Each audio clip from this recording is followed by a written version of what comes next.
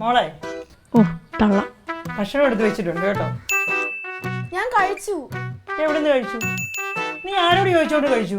എന്റെ അമ്മ ഇത് അമ്മയുടെ പഴയ കാലമൊന്നുമല്ല, 21st സെഞ്ചുറിയാ.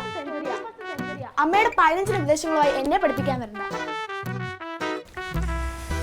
എന്ത് വിധീത്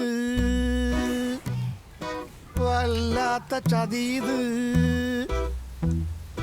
ഓർക്കപ്പുറത്തെന്റെ പിന്നീന്നൊരടിയത് എന്ത് വിധീത് മോന്തിക്കും വല്ലാത്ത ചതീത്